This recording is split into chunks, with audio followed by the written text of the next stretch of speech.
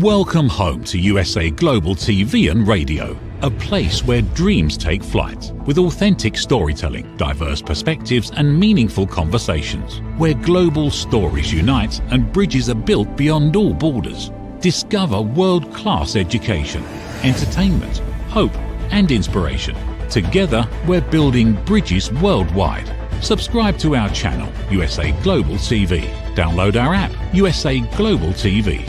Be our guest or join our team. Visit usaglobaltv.com. Thanks to our founder and executive producer, Dr. Jacqueline Kerbeck. Music score by Yeffy Tang from Cloud Road Music. Voiceover artist Mike Porter. Creative direction by Paul Garcia. USA Global TV and Radio. Your home for global connection. All rights reserved. This video and its contents are the exclusive property of USA Global TV and Radio. Unauthorized use, duplication or redistribution in any form is strictly prohibited.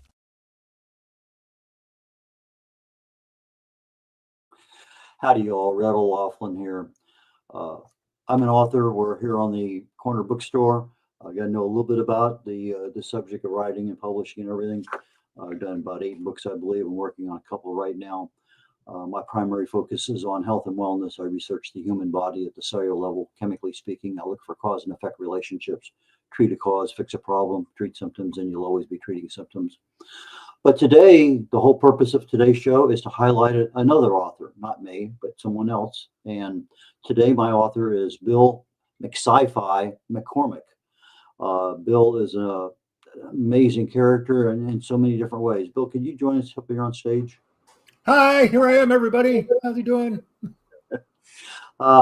You have probably one of the widest areas of interest that I've seen on almost anybody I've had a chance to chat with on this show. Because I start going through your website and I go through some of your blogs, I go through some of this and that and everything else. It's pretty interesting, the extensiveness of your background. So why don't we start with the Mcscifi first, because I think that's kind of your trademark. Yeah, I started getting published in 2016. Azoth Kemp picked up my book, Brittle Riders. And Bill McCormick is a really common name. And Amazon couldn't understand that I was not the only Bill McCormick in the world. So I was getting credited with writing golf magazines and religious treatises and playing country music with Dolly Parton, which I met her once, but I never played in her band. And so on and so forth. And these other people who did do those things were getting credited for writing the Brittle Riders and some of my short stories, and it was a mess. So I called Amazon. I tried doing their help thing online, and finally, like after months, I got frustrated. I called, got this guy in India, and he was a lovely gentleman, and he said, I see the problem. This guy goes to Bill McCountry, this guy goes to Bill McSports, and you go to Bill McSciFi. And I went, I'm taking that name. Within 5 days, I had a website, BillMcSciFi.com, and we were off to the races. Something as easy as that, but so complicated to get there. Oh, yeah. Yeah, that was one of those day drinking moments in my life, because it was just everything was 3 a.m. It's 1 o'clock in the afternoon. I'm drinking and make this go away. Was that the silver tequila or something else? Oh no, I'm pretty much. Well, back then I was still drinking vodka, but yeah, I've been drinking clear liquors for a long time now. Better for me. Speaking of clear, I have to ask you. You mentioned this purple-haired goddess. Yep, that's my wife. Yeah. I met her on Facebook, of all things. And she came out to a bar where I was sitting, and we got to talking, and we kept talking, and we decided we'd take a little bit of time away from each other because things were kind of getting a little hot. And that lasted 2 days. She was back in my arms in 2 days, and we haven't been together. We haven't been separated really ever since. Oh, wow. And that was in 2000. She's had purple hair. She's had rainbow hair. She's very colorful. When we did more work at the Pride parades, she'd always do rainbow hair for the Pride parades. Okay, so you started writing when? Writing in the 80s. I wrote for music magazines. I wrote for nonfiction things. I wrote some sports. I had a website in the early 2000s called jthejoke.com, which made fun of Jay Mariotti, which everyone should do. If you're in America, do that. And but it also highlighted a lot of sports, and I ended up contracting with Major League Baseball to get information before anyone else got it. Even before they put it on MLB.com, I would have it, because I had a lot of sports writers reading my site. So they would get a heads up of what stories were coming down the pike by reading my site.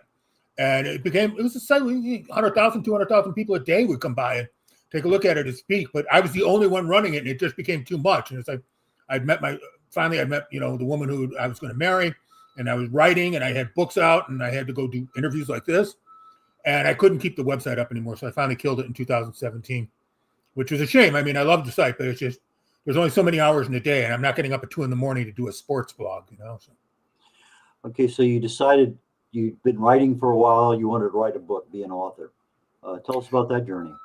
Well, in 2010, my ex-wife left me. I just lost my job. I had a lot of things crawling around in my head, and I had these stories that I'd kind of played with. I'd never really written fiction other than to play with it as a personal hobby. But so I started writing some of the stuff, and a friend of mine, she's an editor. She helped me tear it apart, get rid of all the superfluous that's, and, try and make something coherent out of it. And in 2011, a company called Bestselling Stories rejected me with a 2-page rejection letter written by a guy named Don Webb. He's the editor of the magazine. And basically, it's a long story. I've actually, in my book, Stuff About Things, I've included the rejection letter with his permission, because it was the rejection letter that started my career. Because at the bottom of it, it said, look, my boss, who is a born-again Christian, I found out later, he goes, my boss would fire me, tar and feather me, and then ride me out of town on a rail if I printed this story. But it's also the funniest thing I've ever read in my life. Do you have anything else? And I did. And so the story Vorbless did not get printed, not until much later in a different magazine. And but the beat goes Phut, spelled P-H-U-T, did get printed, and people loved it. And I've been writing fiction ever since. Has it always been sci-fi, or do you have another genre that you write in? I dabble in horror. Horror is kind of where I go to if I'm not writing sci-fi. I've tried fantasy, and my one experiment with fantasy led to a story called The Writer Stuff, which got published in Sci-Fi magazine, Sci-Fi Lampoon magazine. But it was a satire on young adult fantasy. It starts off with the lady of the hero lady protagonist comes into a bar, and I literally wrote, Lila the lips bounced woobily into the bar. Thank God everyone realized it was satire. But I don't write fantasy well, and I love fantasy. I mean, I've read quite a bit of it in my life, but when I start to write it, I go off the rails, because I think I like when I'm writing like the chosen one trope. I hate that with a flaming passion. If everybody knows what's going to happen, why are you writing a book about it? It happened. Just move on. I don't need to know how you got there. It's going to happen. Just go there. So that I don't like. And some of the fantasy stuff, they take elements of reality, but they bend it too much, and I can start getting frustrated, because I'm pretty grounded when I write. In my book, The Brittle Riders, I actually interviewed theoretical geneticists, so I could figure out how many chromosomes to use to create the chimeras that I wanted in my book. And I interviewed, thank God, the Department of Defense in America, for all their flaws. If you call them up and say, I am writing a book and need to interview people, they will set you up with people who, in their free time, yes, you're going to have to buy them a drink or a dinner or a $150 bottle of scotch, but you will get your answer. Yes, and I did that. And it was worth every penny, because that particular person showed me how to do layered battle plans. So it's not everybody runs up front with their knives and these guys run up front. No, he showed me how to break it up into little pieces, and how each combat unit could assess the other combat units and assist the other combat units, and make it less of all the flags come waving at each other on the battlefield, which looks stupid, and make it a real war, make it a real battle. And so I learned a lot. And if it cost me $150 worth of scotch to learn all that, it was worth every freaking penny, because it elevated my writing to a whole new level. And people in the military who read that, it's one of the first things they comment on is, oh yeah, you can smell the gunpowder. You can feel the battle. And that's what I want. I want people to be in it. You hit a very good point there, and it's something that nobody else has ever talked about on my shows, and that is going to an expert to learn the details that are needed. So you had something that you wanted to do, and the military had the answer. So you just don't dial up, 1-900 military. How do you go about actually getting somebody to help you there? They have these amazing things called phone books. Now you can get them online, and the Department of Defense has local numbers. And I called a local number. I spoke to a lovely sergeant. She had a pretty good sense of humor. I explained what I was doing. I explained what I had, showed her what at that time I only had out were short stories, but I'd actually won a couple of awards for my short stories. So I wasn't like just some idiot sitting on the phone going, one of these days, I was enough of a writer that they took me seriously. And so they sent me up originally with a couple other people in the field. And one guy, a colonel that I was talking to, he recommended that if I wanted the feel of a battle, to talk to some combat nurses. And I happened to be on a base with them. I think it was in Georgia, but they had some combat nurses that just come in the night or two before. So I literally walked down the hall and sat and talked with them for a couple hours. And boy, you learn about what they talk about is the injuries they treated, how they get guys and girls, men and women, back up and into combat, and how it's kind of this grinding chainsaw to get people in, up, out as much as possible. If they have to send them home, if they have to Purple Heart them, they will, but they really want to get them back in the field and back them into battle. And it was some of the most grueling and disturbing conversations I've ever had in my life, because they're basically talking about sewing people up and sending them out. They don't have any choices. They're on the front lines. It isn't like they have hospitals to work with. It isn't like they have care that they can give. It's like a MASH unit only on steroids. They're just whipping people in and out of there. And they all laughed. They said, if you see the TV show MASH, gosh, we wish we had facilities like that, because they don't. So I learned a lot from those ladies. Interesting, because, a lot of times you think, I want to kill the enemy. But in reality, wounding the enemy actually takes more people to take care of them. And from the battlefield, it puts a greater strain. People don't think in that regard. It's just that, okay, I'm just going to wipe out this platoon order. But, if you only kill half of them, somebody has to come in there and rescue them and take care of them. And it takes a lot more effort, time, money, and rehabilitation. It's something that we don't think about. Yeah, we rescue them more since Vietnam, and there's more trauma and there's more PTSD and things because people survive. But in the big scheme of things, the manpower required is much, much more than it was, say, during the Civil War or other similar events. Oh, absolutely. And there's a scene in the Brittle Riders near the very end where they're digging through bodies. And this is after the war. This is on the Allied side. They're actually just digging through Allied bodies to sort them out so they can be treated or be given burials properly by whoever their respective groups are. And as they're digging through, one of the bodies starts squealing and crying. And they realize they found a live body under this pile. It's been there for days. And that's something that one of the combat nurses told me, that it actually happened in Afghanistan. And I thought that was such a powerful scene that I rewrote. I didn't use the military people's names because that would be rude. Hey, Bob, you're in a book now. Congratulations. No, but I made it, with characters from the book. And it's a kind of a heart-stopping scene, because you realize this character that you thought dead, they're saying prayers for this one. Hey, goodbye. Sorry, have fun in the afterlife. Also, there she is. She's alive. She's bloody as hell. She's broken, but she's alive. And that kind of stuff happens in combat that people never talk about. They never just it's like you said, they either shoot them and they die, or they just go on to the next thing, and there's that whole middle ground of why they have tents and why they have support staff in the field with all these troops. I don't know if you are familiar with the name Roy Benavides. He's a Medal of Honor winner from Vietnam. Actually, yes, I am. My Uncle Gary served in Vietnam, and so I was well aware of many of the medal winners and heroes of the day back then. And when you read his citation, you would say that's not humanly possible. Mm-hmm. But when you look at the rest of the story, the thing that he was awarded for, he was actually in battle before that, went back, endured everything, was actually put in a body bag and taken back to be, delivered back to the, prepped and delivered back. And he is so motionless, he's lost so much blood that when the final person came by and they unzipped the body bag, the only thing he could do was spit. And that was enough for them to say, hey, we got a live, just like you're saying, we got a live one here. And I was fortunate to be at the same reserve center that he was at for a while, way early in my career.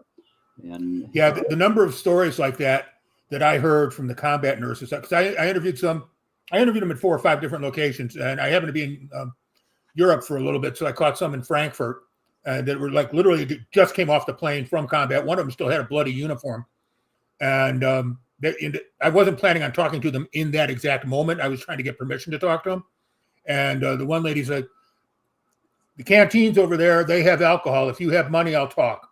So I herded I herded 4 nurses into the canteen, handed the guy a 50 and said, "Buy booze." And he said, "Yes, sir."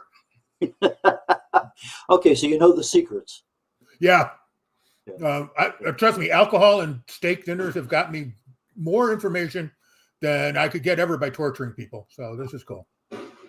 Yeah, the culture in the military has changed quite a bit since Vietnam with the everything, but we're not going there right now. But a couple of things that you do, you create universes, and I think one of the comments that was made, you're kind of like the creator of fun apocalypses.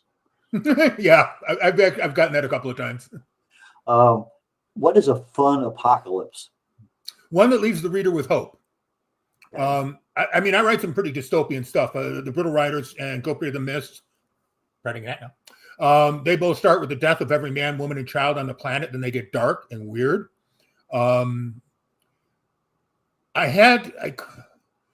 a part of me that just can't leave you hanging, because Brittle Riders especially is very dark. And it goes through a couple of war scenes, and you think you kind of got it behind you. You think you're in control of it, but you don't really know. And the best you can do is see that there's some water coming into a lake, so maybe you can fertilize crops for the first time in a century. And that's all I'm leaving you with at the end of book 1. You might be able to grow a tomato. And I needed to leave people with a little bit more than that. And so Brittle Riders book 1, book 2, book 3 is literally the beginning, the middle, the end. And there's no chapters, because book 1 is chapter 1, book 2 is chapter 2, book 3 is chapter 3. And by the time you get through book 3, I think my favorite review on book 3, guy stopped and he goes, I'll watch my language on this. He stopped, he goes, first time in my life, and he goes, I've been reading books, for like 40, 50 years. He goes, first time in my life, the entire plot of a book, everything that I thought I knew, got thrown out the window because one guy wanted to take a dump. He said, this is the most insane book I've ever read in my life. And he goes, now I have to finish it because I want to know what's going to happen. And so, and then I brought hope to the world after that particular bodily action. So there's an event that happens that's totally unplanned. Well, not unplanned, unthought of. I mean, I've had 2 books that I've read over a time, and in both cases, the primary character at that time died instantly. And it just, I had to go back and literally reread. Okay, did that person, what happened? And I'm the third or fourth. Okay, I thought this person was going to be, in the book forever, and then it's not there, and it just, whoa, that really captured, the vividness of it, and the way it happened. It was, one was a snake bite to the throat. Okay, those things happen, and right. It's just one of those things. But anyway, just give you a heads up. We got a commercial break coming up here in about 2 minutes. Buy whatever it is. They need the money. Buy it. I'll tell you this. I've read books like that where they kill what you think is the protagonist or the hero. That's why I didn't do that in the Brittle Riders, because I thought, it's kind of been done. So instead what I did was I had it all set up for the big hero moment. This guy's going to be the hero. And then I took that all away from him and left him there. And people found that even more disturbing than if I just put a bullet through his head. So it's kind of like he was wounded and taken off the battlefield. Yeah, like, sorry, you're done now. It was fun. Now, when you're doing sci-fi and you have, as you mentioned earlier, chimera, you're trying to figure out things. How realistic is that chimera to a human with regard to the ability to, do whatever we do? Any magic in there? Any spells? Anything else that's going on? No, you know what? I think we'll wait till after the commercial break, because I have an answer to that involves a 31-page appendix that I wrote so people could follow along when they open the book. Okay, while we do this, I'll let our production engineer get herself set up, and when everything is ready to roll, just go ahead and just go straight into the commercial, and we'll come right back and talk about your 31-page appendage. Yep. In a world craving connection, one platform dared to dream bigger. USA Global TV and Radio, a beacon for global voices, authentic storytelling, and elevated listening. Led by visionary Dr. Jacqueline Kerbeck, the journey from a spark to a global force is now captured in one inspiring book.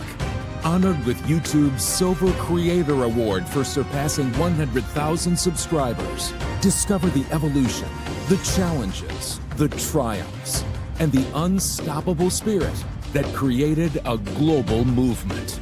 Executive producer Dr. Jacqueline Kerbeck. Music score by Yeffy Tang. Creative director Paul Garcia. This video and its contents are the exclusive property of USA Global TV and Radio. Unauthorized use, duplication, or redistribution in any form is strictly prohibited.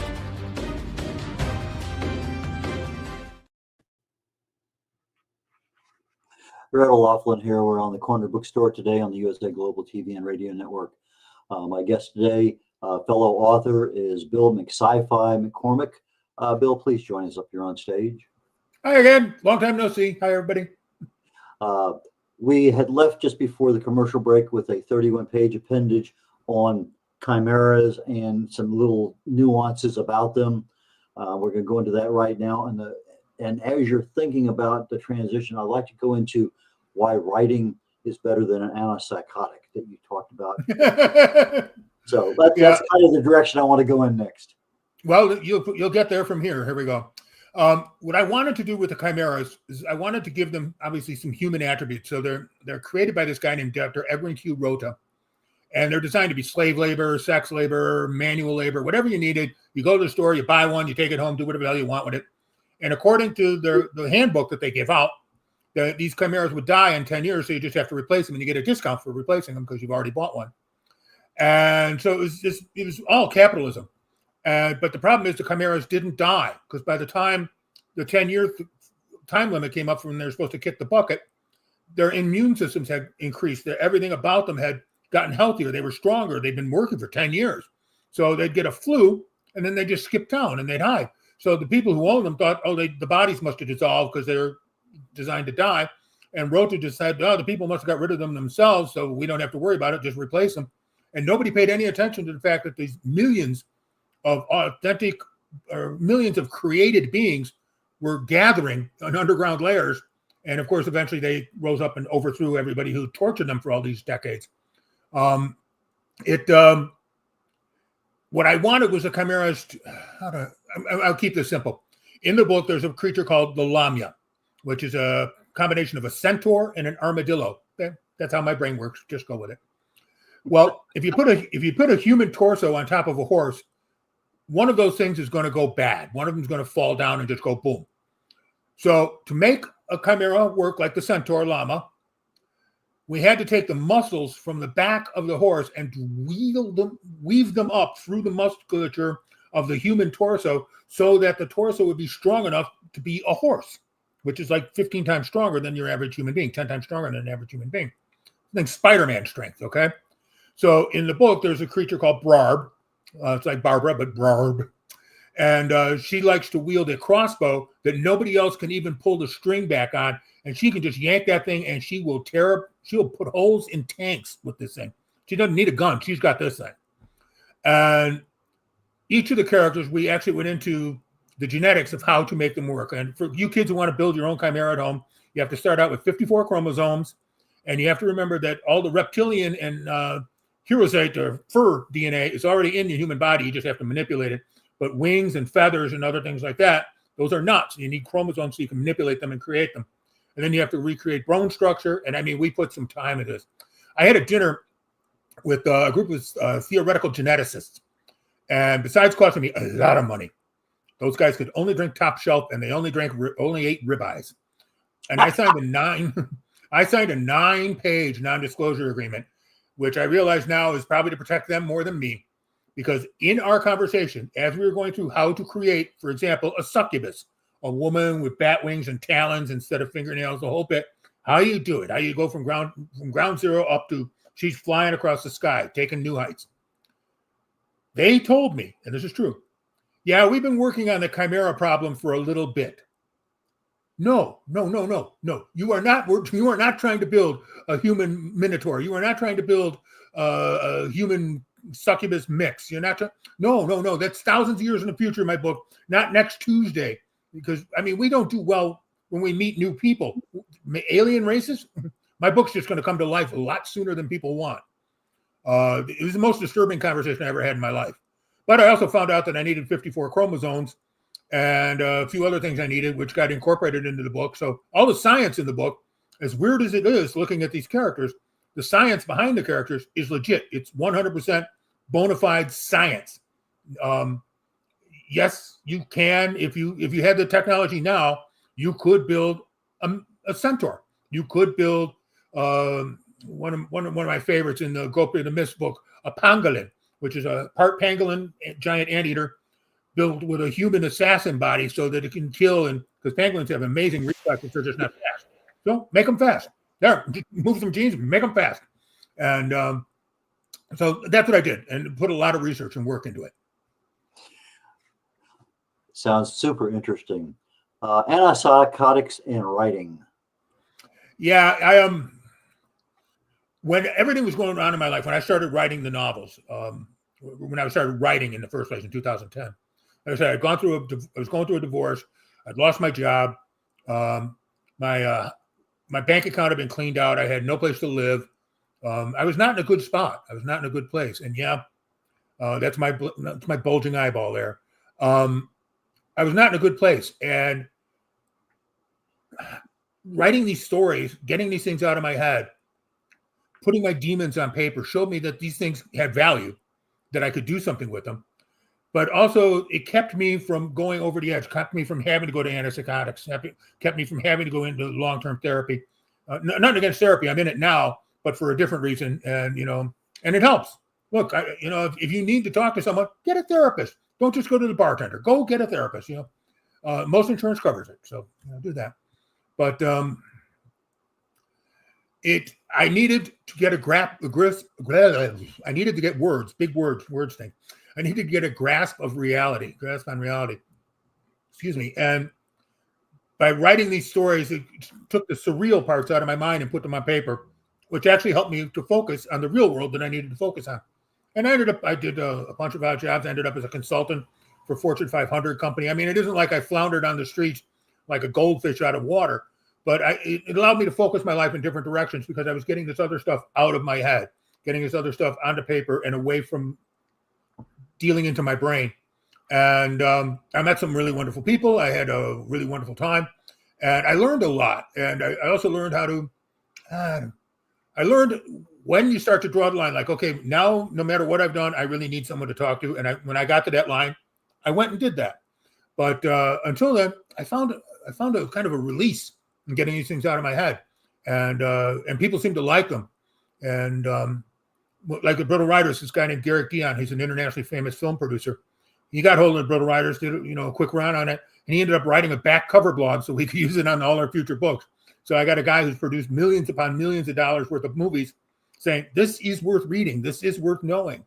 And when I first started writing, I was just like kind of hoping that somebody would say, don't get off, you don't have to, wouldn't yell at me and go, get off my lawn, you ignorant writer. So it's been an interesting journey. It's been a fruitful one. It's been a lot of fun. How did you get involved with the video trailers? Well, I worked in the music industry for years.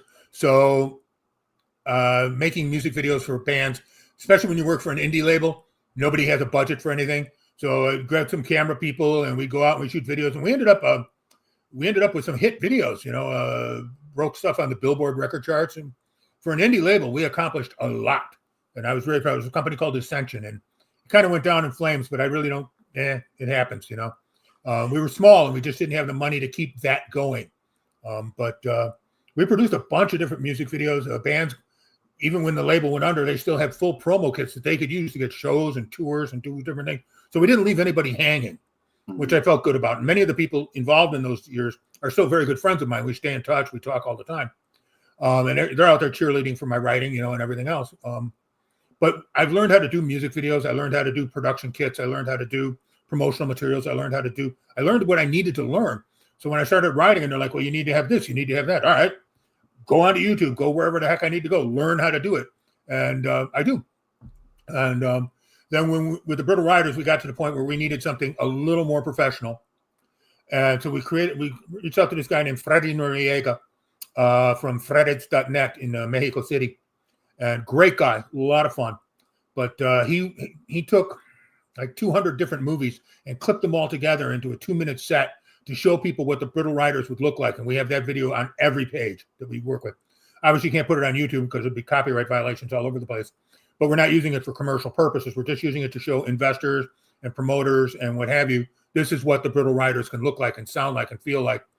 And my personal favorite is a friend of my therapist watched it and just out of the blue reached out to me and goes, no, never going to look at this. No, no. This is dark. This is weird. No, no dark, no weird. I'm going back to, Peppermint Patty and all that. Bye. I'm going over there now. So it's kind of a helpful, useful tool for us to get money and a helpful, useful tool to weed people out so they don't get startled when they see it in the theater. We'll see what happens. Do you also do indie publishing? Yeah, I did for a while. I work with a company called Azoth Chem for my literary works, my novels and stuff like that. And they're kind of a hybrid indie. They developed up since I hooked up with them in 2016. They basically just opened their doors, and they had a catalog of other books, and they wanted some science fiction to bolster it. And I had some science fiction I wanted to go bolster something, so it worked out. We got along, and I knew some of the people involved, so it wasn't like I was getting into a bag with strangers. I felt very comfortable with where I was at, and we've worked together and built together and done a couple of rewrites on the books together. And now you can buy my stuff in England and India. And as a matter of fact, next week I'm doing another radio or TV interview in India. I've done like 5 now, and they love this book and they love some of the other stuff I'm doing. And God bless them. I'll sell books anywhere in the country, in the world. I'm banned. I'm banned in Russia and China.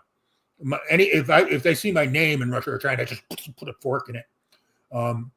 But there is a guy in Serbia who has a bootleg channel, and I'm sure he's making some money off my books, and I kind of don't care because he gets them into Russia and he gets them into China through this underground network. And I've gotten fan mail from like Kiev and different places, or in Moscow and St. Petersburg, and people have written me and they're like, "We've read your book, we love this," and it's all digital. They can't get a print book because if you start printing it, there's a printing press somewhere in Russia printing it. They're just going to shut those guys down. I talked to the Russian consulate about it, and they basically told me that if I ever set foot in Russia, I'd be arrested for sedition or treason. So I guess I'm glad I visited Russia in the 80s and early 90s when it was safe for me to do so. China, they don't like the stack. I mean, let's face it, I'm kind of a liberal guy, so my books are pro LGBTQIA, they're pro people of color, they're pro equality, they're pro a lot of stuff. I actually have in the Brittle Riders, Brittle Riders and Go Up to the Miss, I have variations of how to do a polyamorous romance. And I had one lady, she read it and she said, I never forget, she goes, "I didn't realize there were several people in the bed together because it just seemed so natural until I went, wait a minute, stop. There's a third there." It's not like a party. They've actually moved in. They're cooking breakfast together. They're a team. And she's like, "I didn't know you could do that. I didn't know." I was like, yeah. Modern Christianity makes it husband and wife, but through the centuries, then marriages have been all over the place, and what they could be whatever they wanted to be. And so I kind of brought back some of the greatest hits of marriage, and had a lot of fun with that. And in Go Up to the Mist, there's a race called the Dragon Lords, and they have between 10 and 15 spouses that live together in the same home. And I did that as a tribute to you're not going to know who this is, but a guy named Jim Marcus. He's an internationally famous industrial musician. He was in Die Warsaw, and he's in a band called Go Fight right now. They do a lot of stuff. But Jim's a polyamorous guy, and he's been my friend for 30, 40 years. And I kind of wanted to honor him without sticking his name in a book, so I did it that way. And he knows about it. He loves it. He's a big cheerleader for it. So yay me. I got something right. We're getting toward the end of the show here. I'm going to give you a few minutes in just a moment to tell people how to get in touch with you, who would be a good client, how do people get your books, etc. Anyway, one of the things I noticed that I don't see on very many other websites of authors is you have merchandise. How did that develop? How did you end up with the ability to sell gear and merchandise? It started out, some people wanted a Brittle Riders t-shirt, somebody wanted a Bill McSciFi t-shirt, and paying for that stuff up front, you end up, I know authors who do it, and they end up with closets full of t-shirts and stuff, and it's expensive. And so I was working with this company. Can I say their name? Yes? No? Red? Hello? I'm here.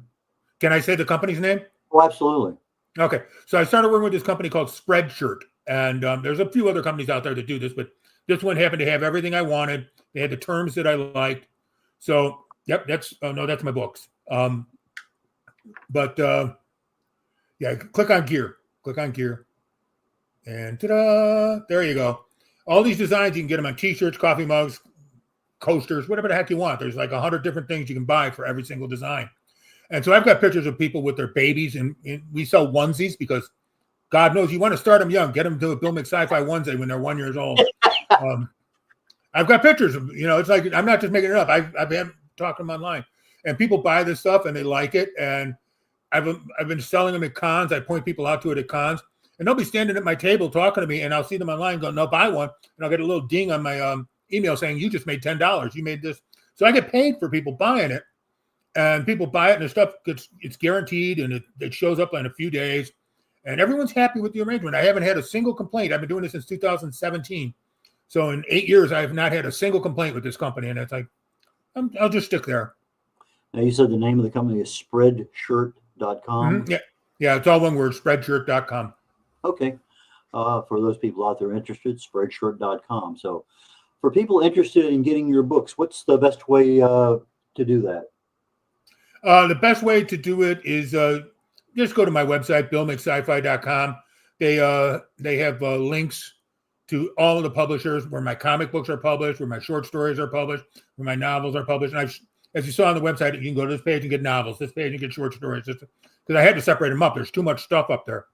And stuff that's not really available anymore. I finally went in and cleansed it all out just because I have so much new stuff up there.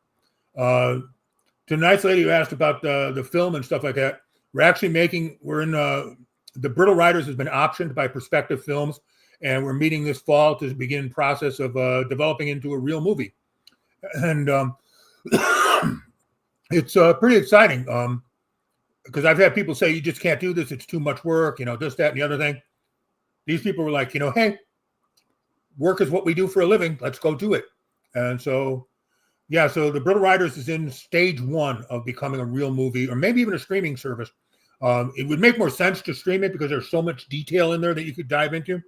But if you made it into a movie, I think it would still be a solid 2 hours of, oh my God, what the hell did I just witness? And we'd start with that. You've been referred to, my final comment here, you've been referred to as a raconteur. And from our conversation today, I can easily see how that label got put on you. Do you remember who gave you that title? Yeah, actually, Chat GPT. We were looking something up, and that came up at Bill McCormick, Sci-Fi Raconteur, and I went, yep, I'm keeping that. And I just moved it over into my bio. Anyway, as I was doing my research on you, I came across it. I haven't seen that one before. So anyway. Bill, I really appreciate your time today. I look forward, maybe we'll bump into each other down the road on another broadcast, but thank you so very much for making it today, and I look forward to your future success. So thank you very much. It was an absolute pleasure being here. Best of luck with everything. Thank you, sir. Take care. And the Corner Bookstore, blank for just a sec. The Corner Bookstore today, Bill McCciFi Mccormick, not McClintock, McCormick. My brain is going already. Anyway, very shortly here, literally in about 21 minutes, The Wise Ones will be the next show on the USA Global TV and Radio Network.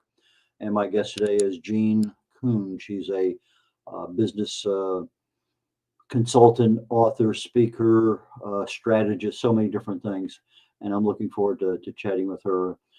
Following that show, literally in about 20 minutes after that show is over, is my third show today called Talking Heads. And my topic today is Plan B for retirement health. We all have a Plan A, but sometimes Plan A's don't always happen. And sometimes you got to go to Plan B, and it's nice to actually have one.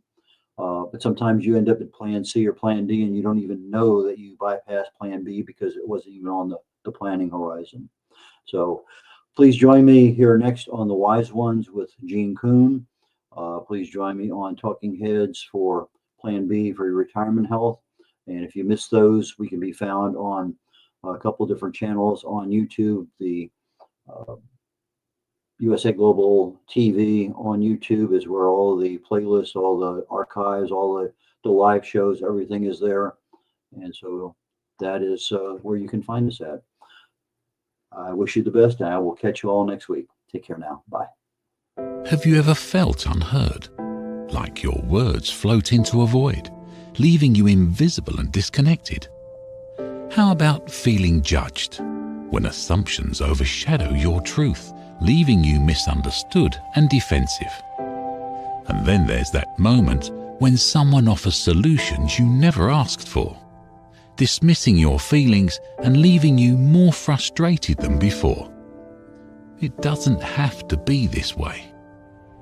Dr. Jacqueline Kerbeck, the listening mentor, understands.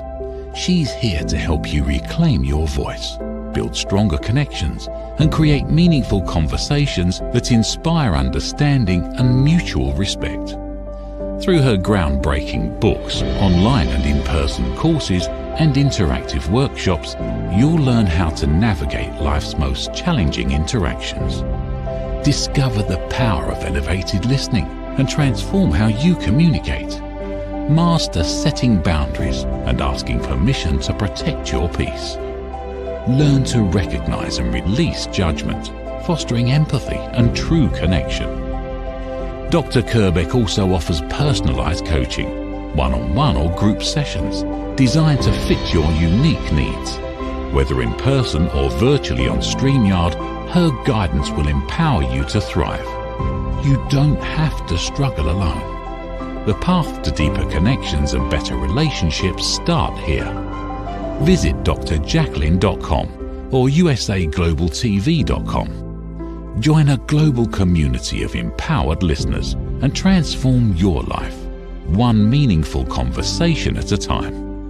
Dr. Jacqueline Kerbeck is the listening mentor. Start your journey today. USA Global TV and Radio proudly presents Steve Klein Art at steveklein.art. My name is Steve Klein, born Manchester, England, 1953. My quest in my lifetime is to create artwork from my soul and the deepness within my wildest dreams and fantasies.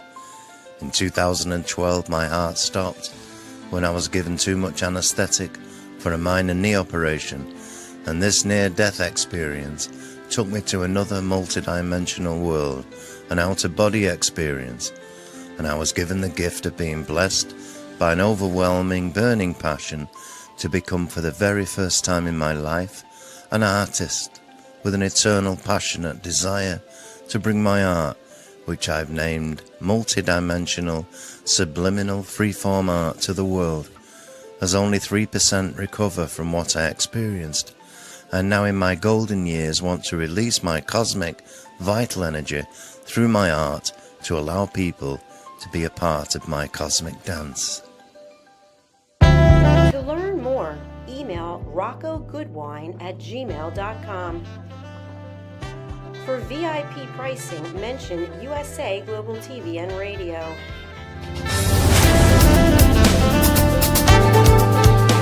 We face daily cyber risks, spending over 7 hours of screen time, including 4.5 hours on mobile phones. This convenience comes with significant dangers, with cybercrime costs predicted to exceed $10.5 trillion by 2025.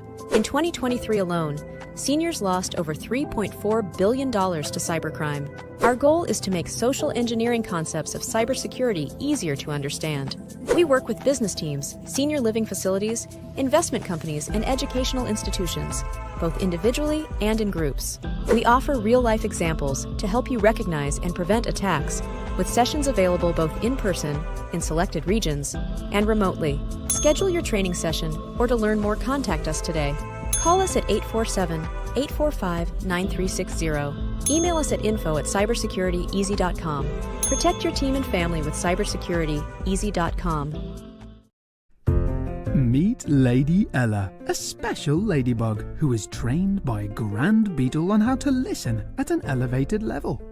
After earning her gold wings, Mother Earth and Father Universe asked her to travel across the solar system, teaching life lessons to creatures to respect one another and to listen. Learn more about her travels in the book series, The Amazing Adventures of Lady Ella.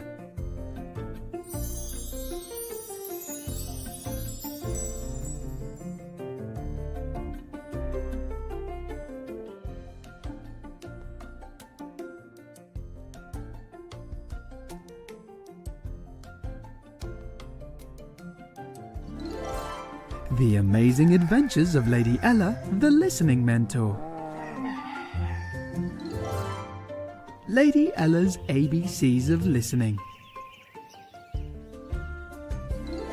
Lady Ella has afternoon tea in London. The ocean calls and Lady Ella listens. Lady Ella listens in the Baobab National Game Park. Lady Ella's space adventure across the universe. The magical adventures of Lady Ella and her super-powered friends. There are also collections of colouring books for parents and kids.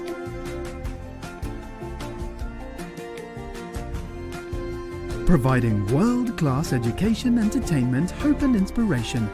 Join our team of elevated listeners to teach children elevated listening skills. Lady Ella would like to teach you and your family how to listen at an elevated level. If you're interested in learning life lessons as well as how to communicate more effectively as a family, go to Amazon and order Lady Ella's books. They're all there just waiting for you.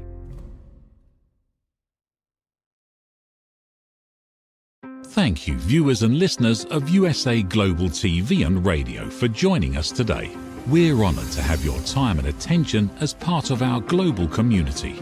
At USA Global TV and Radio, we believe in the power of authentic conversations, meaningful connections, and creating a world of possibilities together.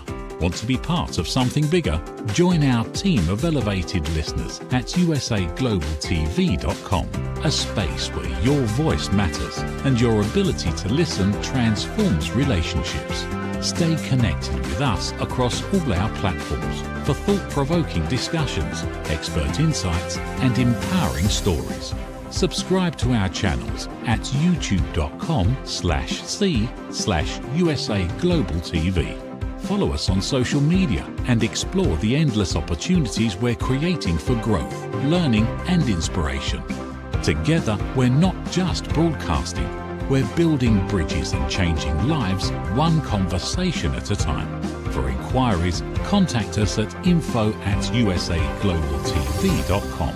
Music by Johnny Dyes. Produced by Executive Producer and Director Dr. Jacqueline Kerbick. Voiceover by Mike Porter. Creative Direction by Paul Garcia. All rights reserved. Copyright 2025. Visit usaglobaltv.com to view our full terms and conditions.